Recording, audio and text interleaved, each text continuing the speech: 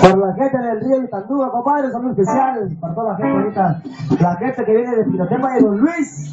Un saludo especial para la gente de San Pedro, Quicayán también, compadre. Saludos especiales. Allá para las cocineras. ¿Dónde están las cocineras, compadre? Ay, de ese lado. Ya vénganse a bailar. Más a ratito. Órale pues. Oye, después que van a decir ella, van a decir que valemos queso, compadre. Ah, no, cebo, ¿verdad? Cebo, compadre. El queso todavía vale más. Oye, pero tan siquiera valemos lo que vale una barbacoa, ¿no? Porque la barbacoa está cebosa también. Oye, pues. Vamos bailando, gente bonita, hombre. Vamos a bailar, vamos a seguir avanzando con más temas. Hay que darle un traguito a esa cervecita para que se ponga de ambiente, para que se ponga el rojo vivo. Vámonos, compadre, y esta manera dice, vámonos.